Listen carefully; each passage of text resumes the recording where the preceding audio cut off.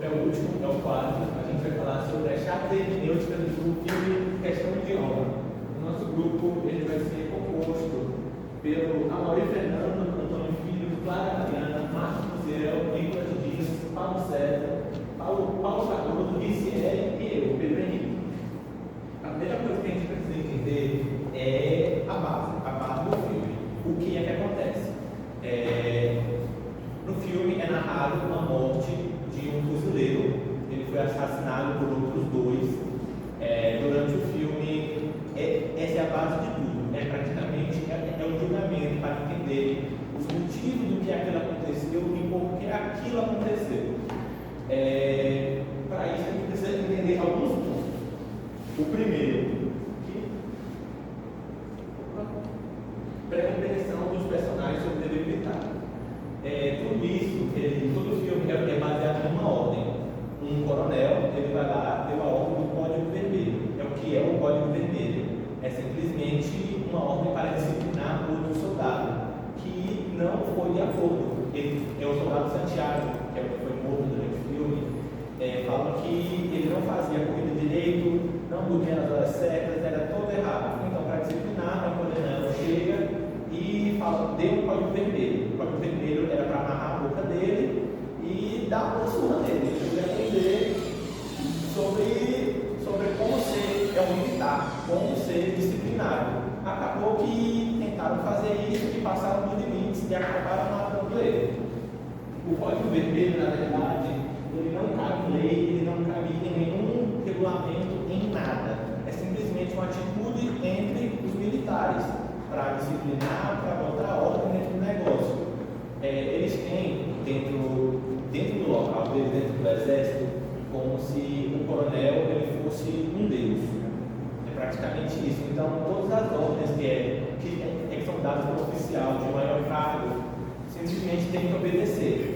Só escuta e faz. Por causa que eles usam o lema que a vida dos seus amigos, dos seus soldados, está todas nas suas mãos.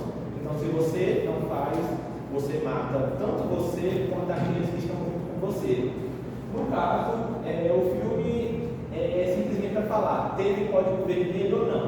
Porque se tivesse Código Vermelho, o culpado era o coronel. Por causa que ele ordenou, então a culpa da morte era dele e não dos soldados, que apenas realizaram uma ordem. E se não tivesse, falava que os soldados eram culpa deles, que eles, por vontade própria, foram lá, amarraram e acabaram matando o soldado Santiago.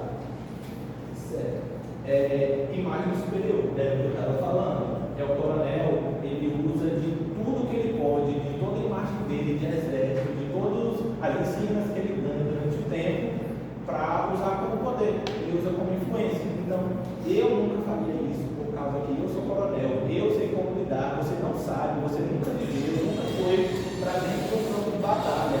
Então, você não pode me falar aquilo que eu devo não fazer, aquilo que é certo ou não. Então,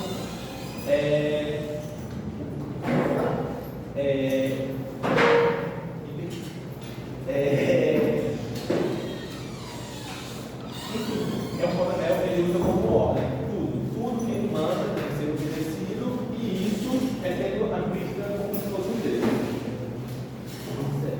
A verdade objetiva desta parte oficial, o que foi que aconteceu? Houve o Código Vermelho, que simplesmente foi, vão lá e disciplinem ele. Essa é a narrativa verdadeira. Mas o coronel e todo o exército usam de uma história que no final descobrem que é mentira. Que era que não teve o Código Vermelho, que o exército está lá para disciplinar, que o exército está lá para ensinar as pessoas a serem melhores. Então ele segura esse veredito dele até o final, até o último segundo do filme, quando ele fala, eu ordenei o Código Vermelho. E descobrem que o culpado, na verdade, é o coronel. E é isso.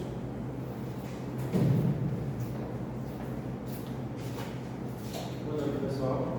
No prosseguimento da nossa apresentação, o coronel Jesser, no momento do interrogatório no julgamento, quando ele é indagado pelo tenente Daniel, que é o advogado principal da defesa, sobre o que era a verdade naquele julgamento específico, o coronel ele profere a frase que ficou marcada como uma emblemática do filme, que é a de que você não aguenta a verdade. Ele diz para o advogado principal da defesa, o tenente Daniel, que ele não aguentaria a verdade. Esse posicionamento do coronel mostra dele a visão autoritária do que ele tem, o que é a verdade, do que ele tem como verdade, como um privilégio que é daqueles que são detentores do poder. E o julgamento do filme ele vem para mostrar exatamente o contrário, que a verdade ela não é fruto puramente da hierarquia, mas ela vai ser descoberta através do debate, do contraditório e das análises do julgamento. O início parece ser uma coisa simples. 2 fuzileiros navais, praças, dois militares de baixa patente, um soldado e um cabo, eles entram no quarto de um companheiro de pelotão enquanto ele estava dormindo e o matam. A partir desse todo, o inquérito parte da premissa de que houve um assassinato, pura e simplesmente um assassinato. Só que, a partir do momento que a defesa passa a se debruçar sobre o processo e estudar suas nuances, as partes que o compõem, eles percebem que aquilo ali pode ter sido fruto de uma ordem superior, que é o chamado Código Vermelho, como o colega explicou anteriormente. Uma ordem extraoficial que não está contida em lei, mas surge no meio do quartel como simplesmente uma força punitiva para forjar os novos soldados.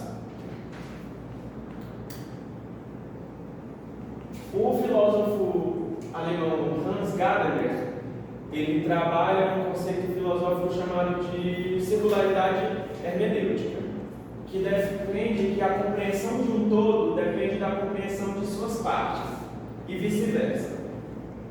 Os fatos daquele processo, que são as suas partes, só ganham sentido à luz de uma hipótese maior, que é o todo. O nosso todo é o fato de que houve um assassinato no quartel. E esta hipótese, por sua vez, é constantemente revista à medida que os fatos são reinterpretados.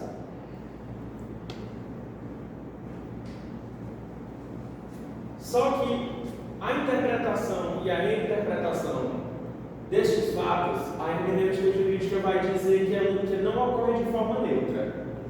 Ninguém interpreta os fatos de forma neutra. A forma como você entende o fato depende também do que você considera certo, justo ou moral. Todos nós somos carregados de discursos.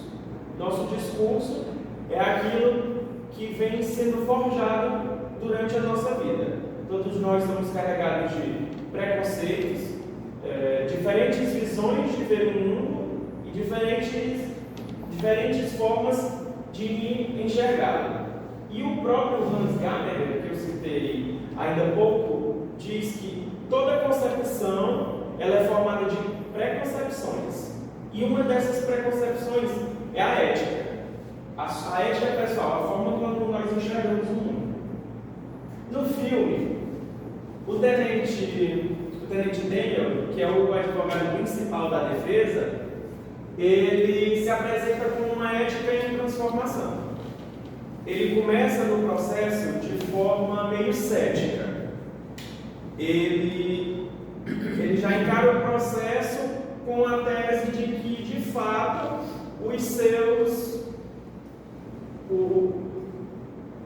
os militares que serão assistidos por ele são, de fato, culpados por um assassinato.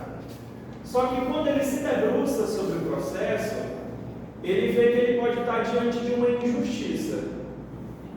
E, diante dessa possível injustiça, ele passa a estudar mais o caso, se dedicar ainda mais a ele, e ele se transforma, porque no início ele é apresentado como um advogado que busca sempre a via mais fácil, que é a via do acordo, a via da conciliação. Inclusive, em uma das cenas, quando ele está saindo do tribunal, ele olha ironicamente para o tribunal e diz assim: então, assim que é um júri, porque ele preferia sempre a conciliação, o acordo, ao invés de ir para o júri. E o filme mostra essa transformação dele. E essa mudança altera a forma como ele interpreta o processo inteiro. E ele deixa de ser um advogado passivo e passa a ser um ferrenho, ativo advogado defensor da justiça. A tenente Joanne, que é uma advogada assistente, ela carrega consigo uma ética idealista, que é o seu guia durante todo o filme. Ela acredita que todos merecem um julgamento justo e ninguém pode ser condenado sem provas. No começo do filme, ela é apresentada se oferecendo para ser a advogada principal da defesa, porque ela encara esse processo como uma necessidade de mostrar os fatos como ocorreram.